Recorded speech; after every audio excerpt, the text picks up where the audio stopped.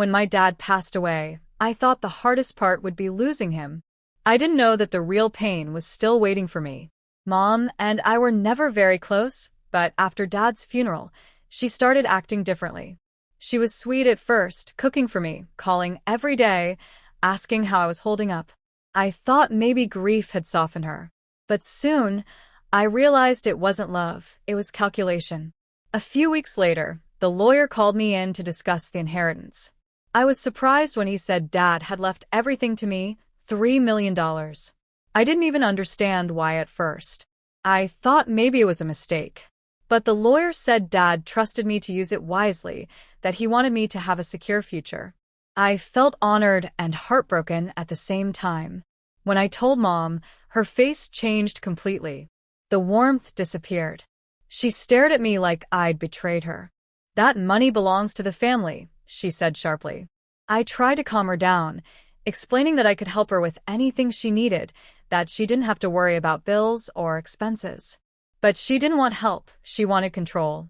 She said she deserved all of it because she was Dad's wife. I reminded her that it was Dad's choice, not mine, but she refused to hear it. That's when the tension really started. Every time we talked, she brought it up. She'd cry, yell, and call me names: greedy, selfish, ungrateful. I began to avoid visiting her, because every meeting turned into a fight. My brother Ethan, who used to be close to me, started siding with her. He said I should just transfer the money to Mom, to keep the peace. But peace built on guilt never lasts. Then came Thanksgiving. I almost didn't go, but part of me hoped we could at least share one peaceful meal in memory of Dad. The table was beautiful. Turkey, mashed potatoes, gravy. Everything looked perfect. But the air was heavy. I could feel her watching me the whole time. Finally, she brought it up again. "So, when are you transferring the money?" she asked in that cold tone. I took a deep breath and said, "Dad left it to me, Mom. You know that." Before I could even finish, she screamed, stood up, and grabbed the pot of gravy from the table. I didn't even have time to react before she threw it at me. The hot liquid splashed across my face and chest. The pain was sharp, burning. Ethan froze, not even moving to help. I just remember standing there, stunned, shaking, my eyes full of tears. That was the moment I realized something had broken forever. It wasn't just about money anymore. It was about love, control, and the truth that sometimes even your own family can hurt you the most. I walked out of. After the funeral, I stayed with Mom for a few weeks to keep her company. She acted gentle and kind, always saying we needed to stay close and take care of each other. I believed her.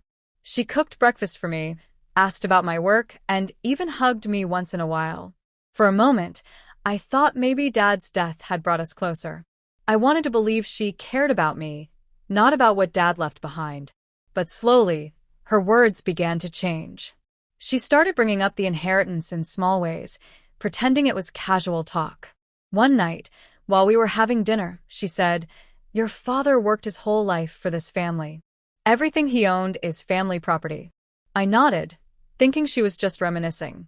But then she added, "So, of course, we'll manage the money together." That word, "we," stuck with me. I didn't say anything then, but something inside me felt uneasy. A few days later, she started asking for details: how much was in the account, when I would transfer it, how I planned to handle it. I told her I hadn't decided yet, that I was still grieving. Her patience snapped right there. She frowned and said, "You're being selfish, Emily. That money isn't just yours. I deserve it more than anyone." I tried to keep my voice calm and explain that I wasn't keeping it from her, that I would help with bills, with the house, with anything she needed. But that wasn't what she wanted. She didn't want help, she wanted control. It became clear every time we talked. She'd bring up how much she sacrificed for me, how she stayed up nights taking care of me, how she gave up her dreams for this family. Then she'd end with, "And this is how you repay me?" It hurt because I wasn't trying to take anything from her. I just wanted peace. But to her, peace meant surrender, giving her full control of everything Dad left behind. I stopped staying over after that. Every visit turned into a confrontation. She'd start calm, Maybe ask how I was doing, then within minutes, she'd circle back to the money. You don't even need all that, she'd say. You don't have kids, you don't have a husband. What are you even going to do with it? I'd leave every time feeling drained, guilty, and small. One night, she called me crying, saying she couldn't believe her own daughter would betray her. I remember sitting on my bed, staring at my phone, realizing she wasn't grieving Dad anymore. She was obsessed with what he left behind. That's when I knew the woman who once called me her baby girl now saw me as an enemy standing between her and control. And no matter how much I tried, there was nothing I could say to change that. That house knowing nothing would ever be the same again. Things only got worse after that. Mom stopped pretending to be kind. Every time I saw her, she threw hurtful words at me. She called me greedy, selfish, and heartless. Words that cut deeper because they came from her. It felt like no matter what I said, it only made her angrier. I tried to stay calm, reminding her that I hadn't done anything wrong, but she didn't care. To her, I had betrayed the family by not giving up what Dad had left me. Ethan got pulled into it too. At first, he tried to stay out of it. He told me he understood why I didn't want to hand the money over, but then things changed. One day, he came to my apartment looking uncomfortable. He said Mom had told him she would share the money with him if I agreed to transfer it all to her. I could tell he was tempted. Ethan had always struggled financially, and Mom knew exactly how to use that against him. I told him it wasn't about greed. It was about Dad's last wish, but I could see he wasn't really listening. Soon, he started repeating Mom's words. He said I was being stubborn and tearing the family apart. It was strange hearing my own brother talk to me like that. He'd never raised his voice at me before, but now he shouted, calling me spoiled and disrespectful. Mom had turned him into her ally, and together they made me feel like a stranger in my own family. Whenever I visited the house, the tension was unbearable. The home that used to feel safe now felt like a war zone. Mom would glare at me while Ethan sat silently, avoiding eye contact. Any small thing I said would set her off. Once, I complimented her cooking and she snapped, "Don't try to act sweet now. You're too proud to share your fortune, but you still want to sit at my table." I wanted to cry, but I didn't. I just sat there quietly, waiting for the storm to pass. I started spending more time away from them. I'd go for long drives just to clear my head. Some nights I'd sit in my car outside their house, wondering how everything fell apart so fast. This wasn't the family I grew up with. I kept remembering how Dad used to keep peace between us, how he'd make jokes at the dinner table until Mom smiled again. Now, without him, all that warmth was gone. Ethan eventually stopped calling me unless it was about Mom. He would say things like, "She's really upset, Emily. Why can't you just do the right thing?" I realized they didn't see me as family anymore, just as the person holding the money they both wanted. The pressure was constant, and I could feel myself breaking inside. I started questioning if I was really the bad one. But every time I remembered Dad's voice telling me to stand. Thanksgiving was always my dad's favorite holiday. He loved seeing everyone together, laughing and eating his favorite dishes. This year, though, it felt different. The house looked the same, warm lights, the smell of roasted turkey, and Mom humming in the kitchen, but underneath it all, there was a heaviness that I couldn't ignore. It was the first Thanksgiving without Dad, and deep down, I already knew it wouldn't end well.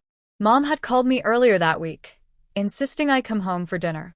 Her voice sounded calm, almost too calm, like she was forcing kindness. She said, "It's Thanksgiving, Emily. Your father would want us together." I agreed, hoping maybe we could have a quiet evening, at least for his memory. But the moment I walked through the door, I could feel her eyes on me. Ethan was already there, pretending to scroll through his phone, avoiding any real conversation. The table was beautiful, golden turkey, mashed potatoes, cranberry sauce, and a pot of steaming gravy. It looked like a perfect holiday meal, but the silence was loud. We barely talked as we ate.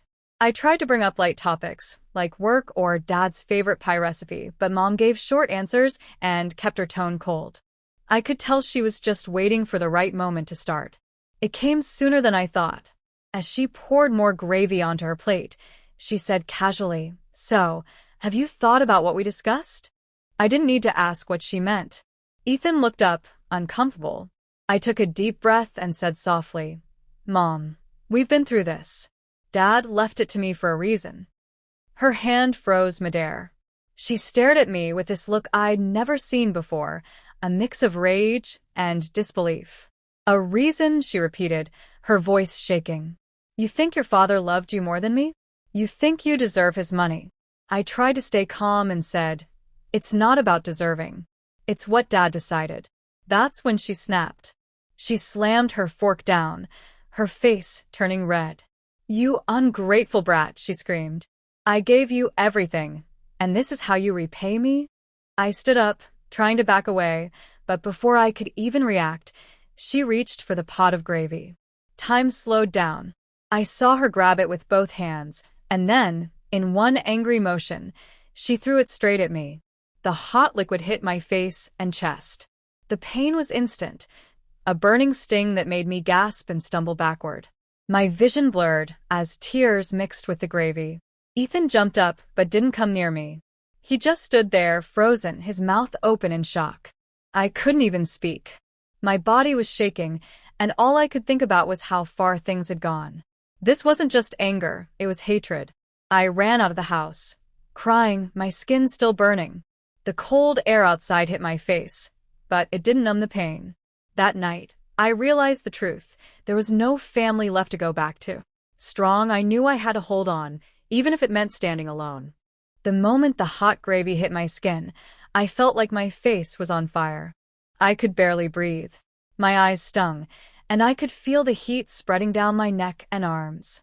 I stood there frozen, too shocked to even scream. When I finally looked up, Mom was still glaring at me, her hands shaking, her chest heaving with anger.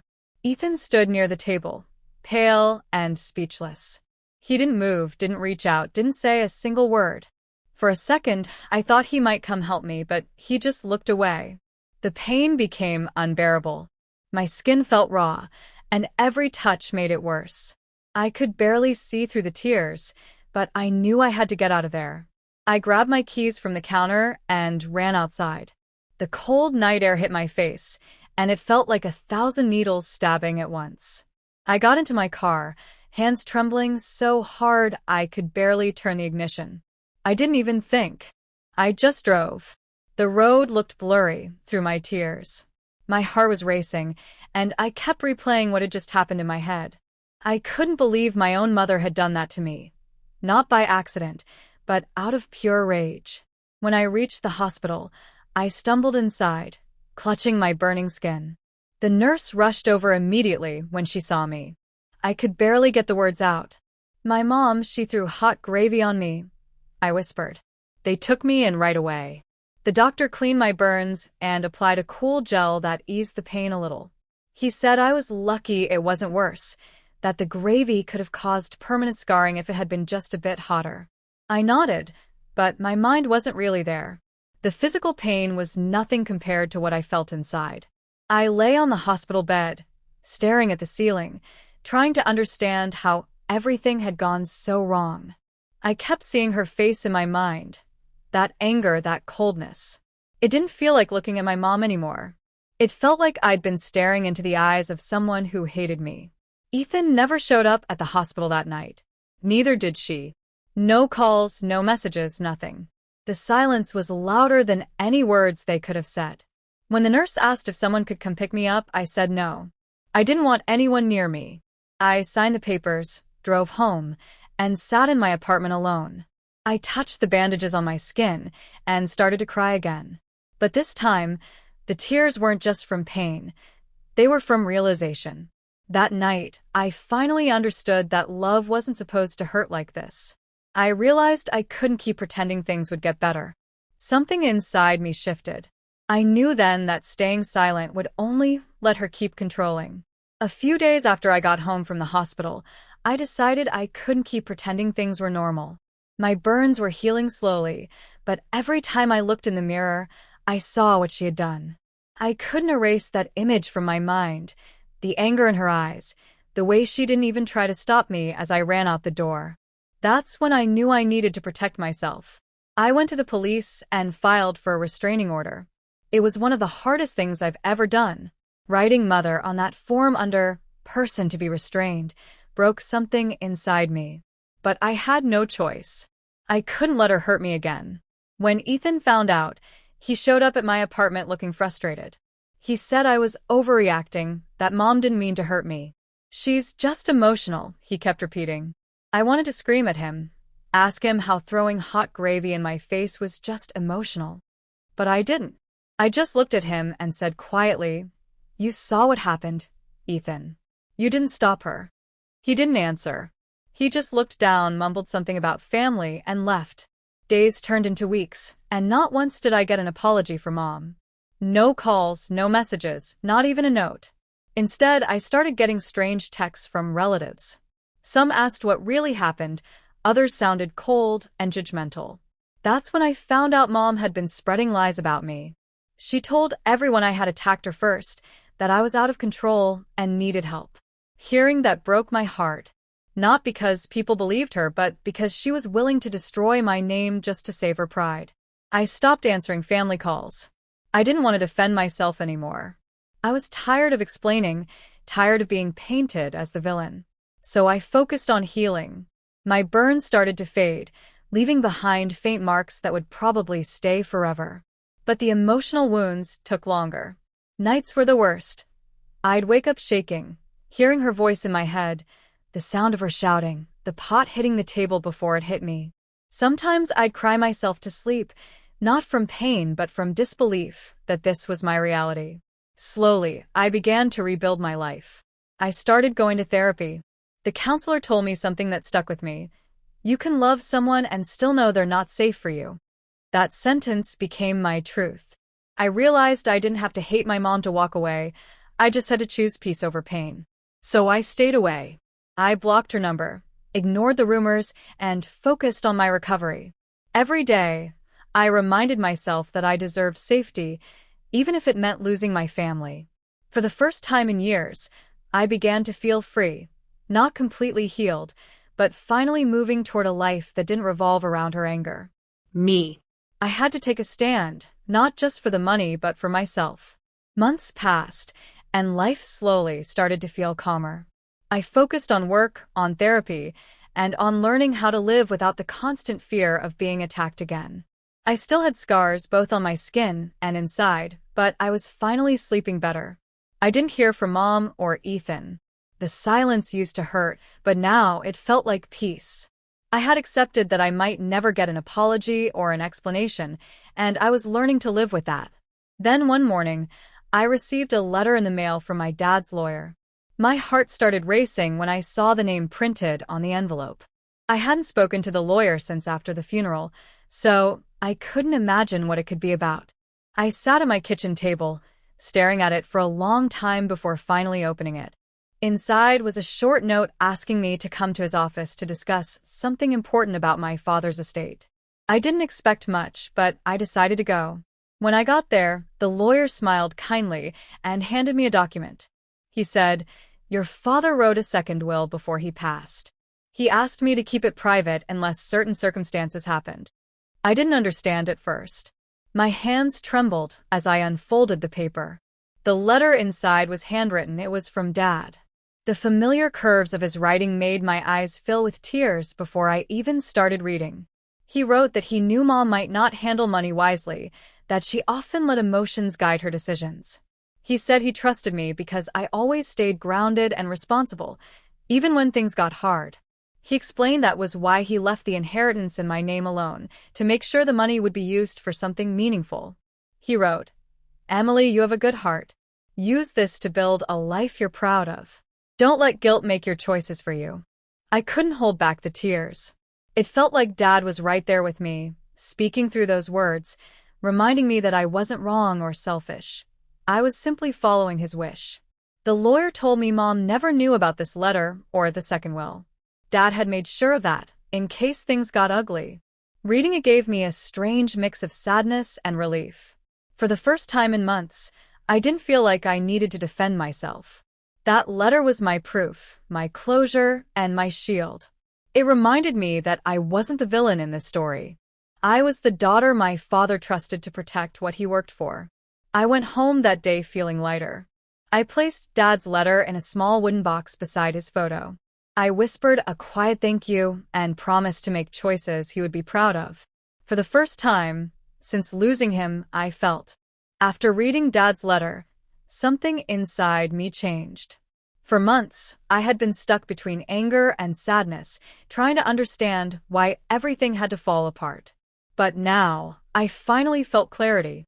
Dad trusted me for a reason, and I wanted to honor that trust in a way that would make him proud. I didn't want to waste the inheritance on things that meant nothing. I wanted to use it for something that mattered, something that could help people the way Dad always wanted to. When I was a child, Dad used to tell me stories about helping people who had nowhere to go.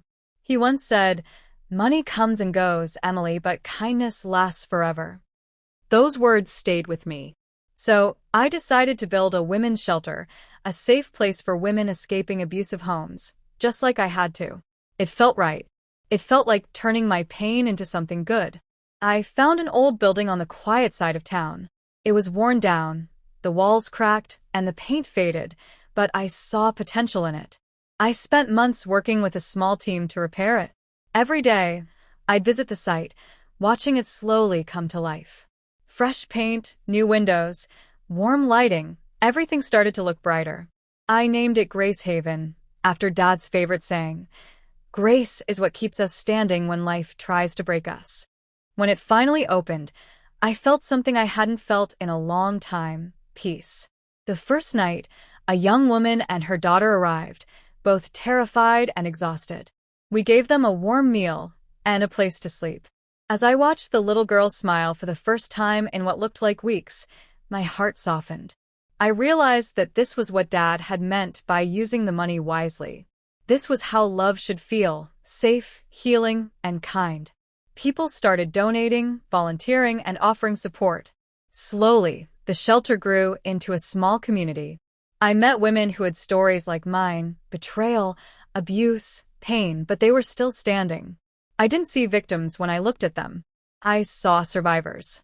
Sometimes, when I walked through the hallways at night, I'd stop and touch the walls. Each one reminded me of how something broken could become beautiful again. I had built peace out of my scars. I hadn't taken revenge on my mom or tried to prove her wrong. I had simply moved forward. I knew Dad would have smiled seeing what I'd done. In a way, the shelter became a part of him, his dream, his heart, and his legacy. Every person who found comfort there made me feel like his love was still alive, not through money, but through kindness. And for the first time, I finally felt like I was exactly where I was meant to be. Like I could finally let go of the guilt and just breathe again.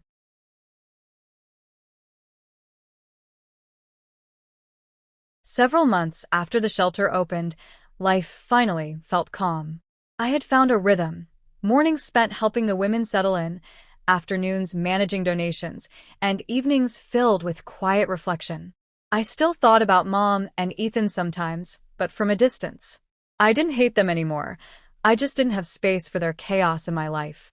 I was finally building something good out of everything that went wrong. Then one afternoon, as I was closing my office, I saw a message on my phone from Ethan. My heart sank the moment I saw his name. I hadn't heard from him in nearly a year.